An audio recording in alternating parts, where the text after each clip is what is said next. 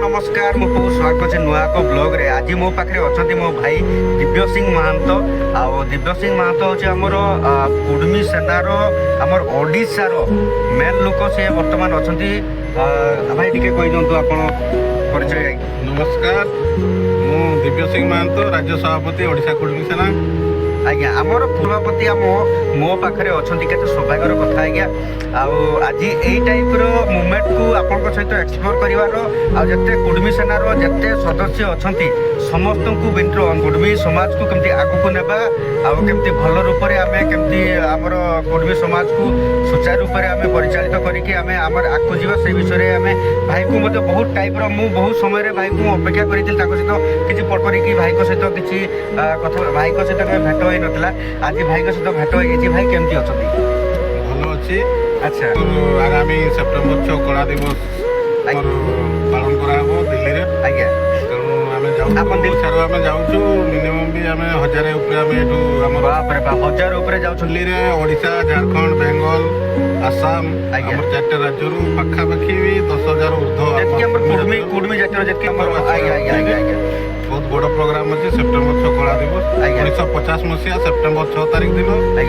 केंद्र सरकार बिना नोटिफिकेशन रे जाति को एसटी तालिका बाद देते से दिनटा को आम जाति प्रति जेहेतु अन्याय होता आम से दिनटा को कला दिवस पालन करूँ से दिल्ली में पालन करा कहूने कि पल्ली दिल्ली पर्यंत आम आंदोलन पल्ली तो आम आंदोलन करूँ दिल्ली को आम आंदोलन को स्विफ्ट कर प्रत्येक वर्ष आम विभिन्न जगार गत वर्ष आम दिल्ली में भी होता जंतर मंतर आम धारणा देती आम राज्य उपसभापति मित्र मान नेतृत्व में केउंझर कलेक्टर ऑफिस सामने होता 1000 माँ भाई दायपत्र देते कला दिवस और मयूरभंज आमर सारसणा ब्लॉक ब्लॉक आमर जो युव आमर नेतृत्व बहुत भाई भेट हो बहुत गोटे सौभाग्यर कथा बहुत अचिवमेंट मो आज्ञा कहीं मो जाति मोर कम्युनिटी मु जो लड़ुची आज्ञा देखो प्रथम तो आम कुर्मी जाति स्वतंत्र परिचय नाला जिते आम जो जाऊे अन्य जाति मैंने जो मैंने अच्छा आम जाति को से आक्षेप कर कथा भिन्न जातिर लोक विभिन्न जो उच्च जातिर लोक आक्षेप कर कथबार्ता कहते आमर जातिर जो मैंने उच्च शिक्षित हो जाती आमर भाषा को भी ट्रेडिशन टाक भूली जाऊँ दीपा ओडिशा कुर्मी सेना कर 2012 मसीह मु जाति काम करगला 14-15 वर्ष से बहुत परिचित आज्ञा आपंकर ऑल ओडिशा रे पूरा परिचित पूरा 9टा जिले में संगठन अच्छे ओडिशा 9टा जिले में संगठन अच्छी सब जिले में बहुत भरपूर भल पाइबा दौरान कहवा गले आम जो संस्कृति परंपरा भूलिया धीरे धीरे लोक मैंने आपणाऊँ जो आमर कुर्मी जातिर झील बोहू मैंने बाहर लाचवाक मानने लाज करुले कि आज देखिए करम हो कि अन्य जहाँ सब जो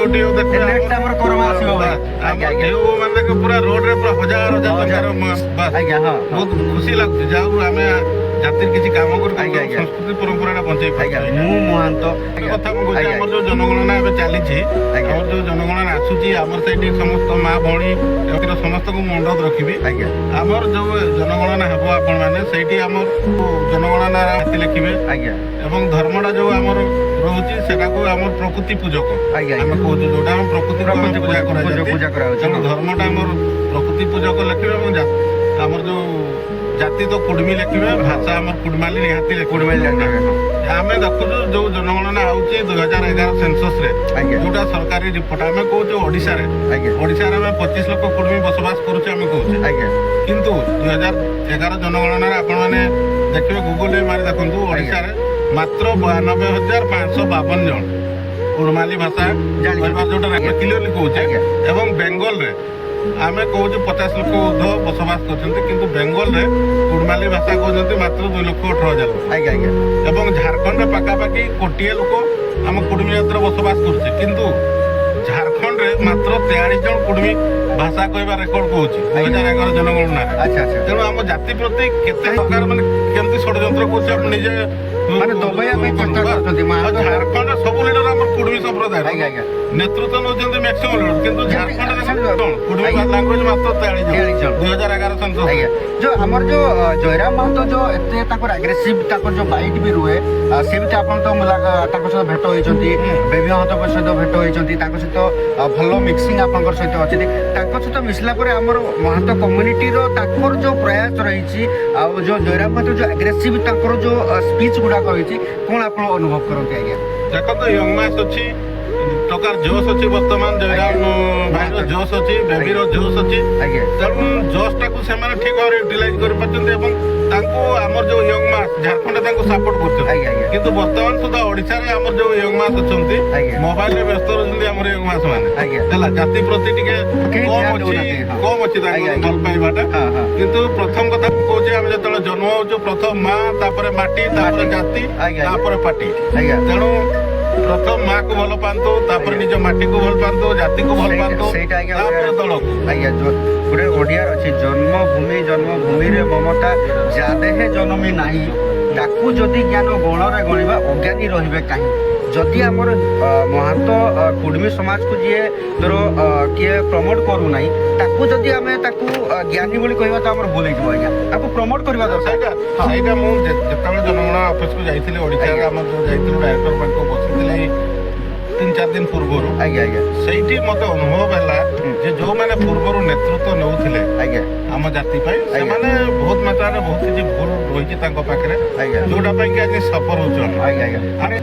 କମ୍ ସେ କମ୍ 2000 ଆଗରୁ ଯୋଉ 11 ଆଗରୁ ଯୋଉ ନେତୃତ୍ୱ ନେଉଥିଲେ, ଆଜ୍ଞା କମ୍ ସେ କମ୍ ଜନଗଣନାରେ ସେମାନେ କମ୍ ସେ କମ୍ ଆମର ଭାଷା ଗୋଟେ ନିହାତି କିଛି ସେମାନେ ବୁଝିବା କଥା, କିନ୍ତୁ ଆମକୁ ଇଗ୍ନୋର କରିକି ଆମକୁ କୌଣସି ସହାୟତା ନ ଦେଇକି ଏଇ ଟାଇପର ପ୍ରତ୍ୟେକ ଦିନ ପ୍ରତ୍ୟେକ ମାସରେ ଆମର ଆନ୍ଦୋଳନ ଚାଲିଛି। ଆମେ ଭୁବନେଶ୍ୱର ଯାଉଛୁ, ଦିଲ୍ଲୀ ଯାଉଛୁ, ବିଭିନ୍ନ ପ୍ରକାର ଭଲ ନେତୃତ୍ୱ ଜଣେ ଦେବା ଦରକାର।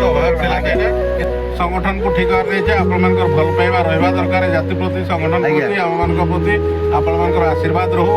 ଏବଂ ଆମେ ଯେମିତି ଆନ୍ଦୋଳନକୁ ଆଗକୁ ନେଉଛୁ, ଆପଣମାନେ କିଛି ନହେଲେ ବି ଜାତି ପାଇଁ ଗୋଟିଏ ଦିନ ସମୟ ଦିଅନ୍ତୁ। ଆଜ୍ଞା ଆଜ୍ଞା ଗୋଟିଏ ଦିନ ଆଜ୍ଞା ଜୀବନରେ ଗୋଟିଏ ଦିନ ଜାତି ପାଇଁ, ନିଜ ଜାତି ପାଇଁ ଆଜ୍ଞା ଆଜ୍ଞା ଦେଖିବେ ନିହାତି ଏ ଜାତି ତାର ଅଧିକାର ନିହାତି ପାଇବ। ଆମର ଯୋଉ ମୌଳିକ ଅଧିକାର ଆମେ ହରାଇ ବସିଛୁ, ସେ ଅଧିକାର ନିହାତି ଆପଣମାନଙ୍କ ପାଖରେ ଆମେ ପହଞ୍ଚେଇବୁ, ଏତିକି ବିଶ୍ୱାସ ବର୍ତ୍ତା ରହୁଛି। ବହୁତ ବହୁତ ଧନ୍ୟବାଦ ଭାଇ। ଜୟ